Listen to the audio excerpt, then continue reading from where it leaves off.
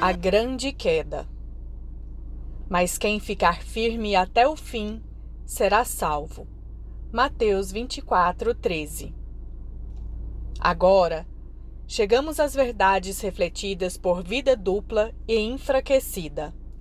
Em determinada época, eles verdadeiramente seguiram a Jalim, mas ao se desviarem de seus caminhos, permitiram que aquela fatalidade os alcançasse.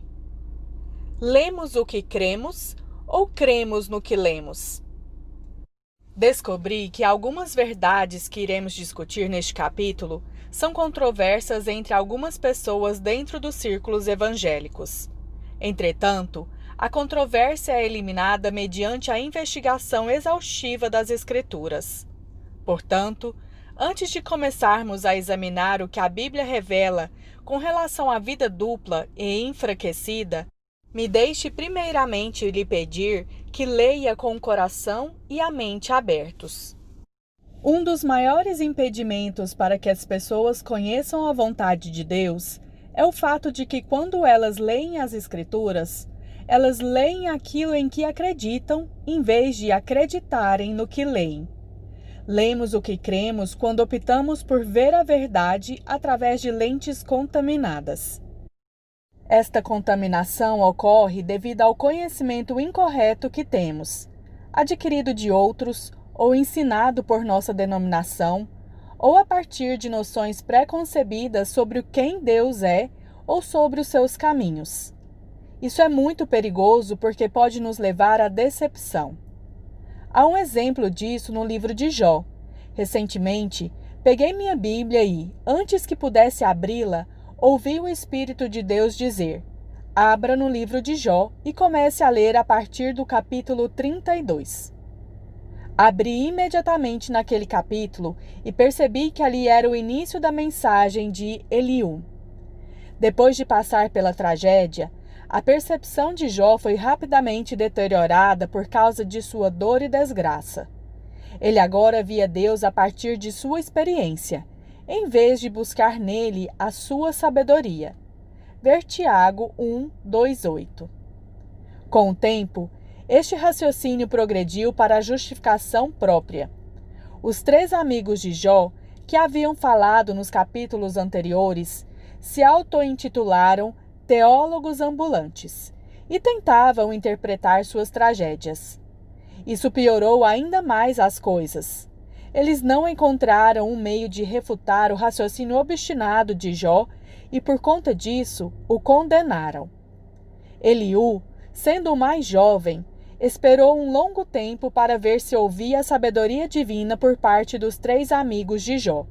Mas quando percebeu que os 3 homens não tinham mais nada a dizer, finalmente falou: esperei que vocês falassem e escutei as suas razões.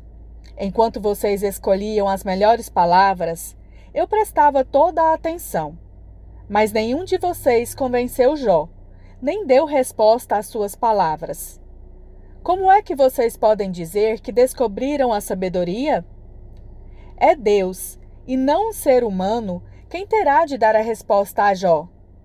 Jó 32:11-13. Eliú começou a repreender todos aqueles homens. Ele disse: será que Deus deve adequar a sua justiça às exigências de vocês? Jó 34:33. Com que precisão Eliú censurou o erro que é tão predominante em muitas pessoas atualmente. Esta é uma das principais raízes da teologia equivocada presente na igreja. Permitimos que a nossa experiência interprete a palavra de Deus em vez de permitirmos que a palavra de Deus defina a verdade. Eliú não emitiu um raciocínio ou uma teologia humana formada pelos eventos, ocorrências e noções pré-concebidas sobre quem era Deus. Em vez disso, sem interferir na verdade, ele declarou a pura palavra de Deus. Ao concluir seu discurso, lemos: depois disso, do meio da tempestade, o Senhor deu a Jó a seguinte resposta: as suas palavras só mostram a sua ignorância. Quem é você para pôr em dúvida a minha sabedoria? Mostre agora que é valente e responda às perguntas que lhe vou fazer. Jó 38, 1, 3. A versão Almeida, revista e atualizada, registra a indagação de Deus deste modo: quem é este que escurece os meus desígnios com palavras sem conhecimento? É exatamente isso que fazemos quando filtramos as palavras de Deus com a nossa experiência, com a opinião dos outros ou com a noção pré-concebida sobre quem Ele é. Escurecemos os seus desígnios, tornando-os inacessíveis a todos aqueles a quem influenciamos. Na verdade, escondemos a verdade daqueles que gostariam de conhecê-la. Foi por isso que Deus ficou tão zangado com Jó e seus amigos, e ainda fica hoje quando explanamos a sua vontade de forma incorreta. Nós impedimos que as pessoas conheçam a verdade. Em seguida, o Senhor passou 4 capítulos revelando a sua palavra a Jó. Quando ele termina, Jó diz contrito: eu reconheço que para ti nada é impossível e que nenhum dos teus planos pode ser impedido. Tu me perguntaste como me atrevi a pôr em dúvida a tua sabedoria, visto que sou tão ignorante. É que falei de coisas que eu não compreendia, coisas que eram maravilhosas demais para mim e que eu não podia entender. Tu me mandastes escutar o que estavas dizendo e responder às tuas perguntas. Antes, eu te conhecia só por ouvir falar, mas agora eu te vejo com os meus próprios olhos. Por isso, estou envergonhado de tudo que disse e me arrependo, sentado aqui no chão, no monte de cinzas. Jó 42, 2, 6. Observe que Jó diz: antes eu te conhecia só por ouvir falar, mas agora eu te vejo com os meus próprios olhos. Há uma verdade poderosa nisto. As Escrituras afirmam que somos transformados de glória em glória à medida que o contemplamos. Ver 2 Coríntios 3,18. E não à medida que ouvimos falar dele. Ele é a palavra viva de Deus, e vê-lo é conhecê-lo, conhecer os seus caminhos. É isso que a verdade revelada faz com uma pessoa. Ouvimos a palavra de Deus, mas não ocorre nenhuma mudança até sermos iluminados. Quando o entendimento da palavra de Deus entra em nosso coração, exclamamos: estou vendo, estou vendo! E naquele instante somos iluminados e transformados um pouco mais à semelhança dele. É esse fato espiritual que motiva Paulo a orar. Por isso, não cesso de dar graças por vós, fazendo menção de vós nas minhas orações, para que o Deus de nosso Senhor Jesus Cristo, o Pai da glória, vos conceda espírito de sabedoria e de revelação, no pleno conhecimento dele, iluminados os olhos do vosso coração. Efésios 1, 15 e 18. Jó agora havia sido iluminado como nunca antes, embora ele vivesse uma vida muito piedosa antes de suas tragédias pessoais. Agora ele conhecia a Deus em um nível mais elevado. Quando Deus termina de falar com Jó, ele se volta para Elifaz, um de seus amigos, e diz: estou muito irado com você e com seus 2 amigos, pois vocês não falaram a verdade a meu respeito. Jó 42, 7. O Senhor leva muito a sério quando transmitimos uma imagem incorreta dele ou dos seus caminhos. Isso obscurece os seus desígnios e perverte a sua justiça. Por este motivo, acho estranho quando os homens se dispõem a propagar apressadamente uma teologia que não está fundamentada nas diretrizes gerais da Escritura. Isso é assustador. Como podemos conhecer a verdade se não estamos dispostos a ser instruídos ou corrigidos por ela? Após terminar a leitura do livro de Jó, o Senhor me disse algo que respondeu a muitas perguntas. Ele disse: filho, você percebeu que eu não entrei em cena enquanto Jó ou seus amigos falavam de mim, de forma incorreta? A minha presença não se manifestou até que alguém se levantou e falou a verdade. Fiquei maravilhado com o que Deus havia falado ao meu coração e comecei a meditar naquilo. Então, ouvi-o dizer novamente: é por isso que tantas pessoas, tantas igrejas ou denominações não estão experimentando a minha presença e o meu poder transformador. Eles não estão proclamando a minha palavra pura, mas seus próprios raciocínios e interpretações, do mesmo modo que Jó e seus amigos. Eles estão obscurecendo os meus desígnios com as suas palavras de conhecimento.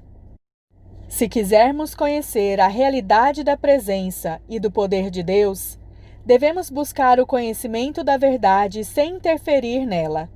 Portanto, à medida que continuamos a examinar o que as Escrituras revelam sobre os juízos divinos, não permita que as noções pré-concebidas sobre Deus, ou teologias, experiências e circunstâncias equivocadas alterem o que ele já esclareceu. Em vez disso, busque-o na palavra de Deus revelada para que você possa ser iluminado em direção aos seus caminhos. Seguindo a Jesus para lucrar. Primeiramente, vamos voltar às palavras de Jesus que discutimos no último capítulo, em Mateus 7, 22, 23. Quando aquele dia chegar, muitas pessoas vão me dizer: Senhor, Senhor, pelo poder do seu nome anunciamos a mensagem de Deus e pelo seu nome expulsamos demônios e fizemos muitos milagres. Então, eu direi claramente a essas pessoas: eu nunca conheci vocês. Afastem-se de mim, vocês que só fazem o mal. Em outra versão, NKJV declara: nunca vos conheci. Afastai-vos de mim, vocês que praticam a iniquidade. Esta versão é a interpretação mais próxima do original. A palavra grega para iniquidade, anômia, significa agir contrariamente à lei, ou vontade de Deus. Jesus também usa a palavra praticar antes da expressão iniquidade, indicando que não se trata de pessoas que eventualmente tropeçam, ou até mesmo de recém-convertidos em luta por sua emancipação, que odeiam quando desobedecem. Ao contrário, trata-se de gente que vive de modo contrário ao que agrada a Deus, mas que não dá atenção a isso, justificando seu comportamento ou simplesmente praticando e pronto. Aplica-se aos iludidos, como enganado, ou aos infiéis, como vida dupla. Essa multidão a qual Jesus se refere ouvirá sentenças que ressoarão em suas almas por toda a eternidade nas regiões dos condenados. É extremamente importante que não venhamos a negligenciar nem encarar de modo superficial esta advertência do Mestre. Vamos dar uma olhada mais de perto nas pessoas sobre as quais Jesus está falando na passagem acima. Uma parte dessas pessoas às quais será recusada a entrada no reino dos céus será constituída por aqueles que expulsam demônios no nome de Jesus. Quem são elas? Seriam homens e mulheres que usam o nome de Jesus somente para expulsar demônios, sem ter nenhum outro tipo de aliança com o Senhor? Para descobrirmos a nossa resposta, precisamos consultar o livro de Atos. Um grupo de judeus que viajava de cidade em cidade expulsando espíritos malignos tentou usar o nome do Senhor Jesus. O encantamento que eles utilizaram foi este: eu te ordeno por Jesus, a quem Paulo prega, que saias. 7 filhos de Seva, um sumo sacerdote, faziam isso. Mas quando tentaram fazê-lo em um homem possesso de um espírito maligno, o espírito respondeu: conheço Jesus e sei quem é Paulo, mas quem são vocês? E saltou sobre eles e os atacou com tamanha violência que eles fugiram da casa, nus e gravemente feridos. Atos 19, 13, 16. Era impossível que aqueles exorcistas pudessem expulsar um demônio em nome de Jesus. Há uma verdade contida neste relato. Para expulsar um demônio, não basta termos apenas o nome. É preciso ter um relacionamento com aquele que ostenta o nome. É preciso ser um seguidor e servo de Jesus, diferentemente daqueles sobre os quais discutimos no capítulo anterior. Agora, você deve estar pensando: mas Jesus disse que nunca os conhecera. Então, como eles poderiam ter expulsado demônios e feito milagres em seu nome? Como pode ser possível? Existem aqueles que se juntaram genuinamente a Jesus em busca dos benefícios da salvação, mas movidos unicamente pela ambição do lucro pessoal. Eles nunca chegaram a conhecer o coração de Deus, queriam somente o seu poder e as suas bênçãos. Paulo adverte que os tais são homens de mentes pervertidas e privados da verdade, supondo que a piedade é fonte de lucro. Destes, fugi. 1 Timóteo 6:5. Eles buscavam a Jesus em benefício próprio e, assim, o serviço realizado era movido pelo lucro e não pelo amor. Jesus não os conhecerá, pois lemos: mas se alguém ama a Deus, este é conhecido por ele. 1 Coríntios 8:3, ênfase do autor. Ele é conhecido por Deus, ou Deus o conhece. Esta palavra conhecido não significa simplesmente conhecer a respeito de alguém, pois Deus sabe tudo sobre nós. Ele é conhecedor de todas as coisas. Antes, ele traz em si o sentido de intimidade. A Bíblia Amplificada declara o seguinte: mas se alguém ama a Deus verdadeiramente, com reverência afetuosa, disposição para obedecer e reconhecimento grato por suas bênçãos, é conhecido por Deus, reconhecido como digno da sua intimidade e amor, e passa a pertencer a Ele. Jesus diz à multidão no dia do julgamento: nunca vos conheci. Aqueles, portanto, que não amam a Deus, o que fica evidente porque não lhe dão reverência afetuosa, gratidão e disposição para obedecer, não são conhecidos intimamente por Jesus ou pelo Pai, ainda que tenham ido até eles para obter salvação. Amar a Jesus significa lhe entregar a vida. Você não vive mais para si mesmo, mas para Ele. Judas é um exemplo. Ele aliou-se a Jesus e parecia amar a Deus pelo grande sacrifício que fez ao segui-lo. Judas deixou tudo para se juntar à equipe ministerial e colocar o pé na estrada com o Mestre. Permaneceu firme mesmo em meio ao calor da perseguição. E quando outros membros da equipe partiram, em João 6,66, ele não abandonou o barco. Ele expulsou demônios, curou enfermos e pregou o Evangelho. Ver Lucas 9:1. Entretanto, as intenções de Judas não eram corretas desde o princípio. Ele nunca se arrependeu das suas motivações egocêntricas. Seu caráter era revelado por declarações do tipo: quanto vocês me pagam para eu? Em Mateus 26:15. Ele mentiu e bajulou para obter vantagem. Mateus 26:25. Tirou dinheiro do ministério de Jesus para uso pessoal. Em João 12:4-6. E a lista continua.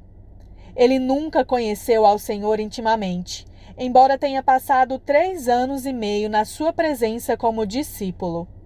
Por este motivo, Jesus disse a ele: não vos escolhi em um número de 12? Contudo, um de vós é diabo. Referia-se ele a Judas, filho de Simeão Iscariotes. João 6:70-71. Há os que não são diferentes de Judas e fazem grandes sacrifícios pelo ministério, inclusive expulsando demônios, curando enfermos, pregando o Evangelho, confiando nele para a salvação, mas que nunca conheceram a Jesus intimamente, pois tudo foi feito com a intenção do lucro pessoal e não por amor a Deus. Em nossa alegoria, isso descreve perfeitamente vida dupla. Ele seguia Ajalim porque adorava a influência e o poder que isso lhe dava. Desde o princípio, sua motivação não havia sido o amor. Para esses, está reservada a maior das condenações. Jesus disse a respeito de Judas: melhor lhe fora não haver nascido. Mateus 26, 24. E diz aos líderes religiosos que servem a Deus, motivados pelo lucro, e que tiram vantagens das pessoas em nome do Senhor: por isso sofrereis juízo muito mais severo.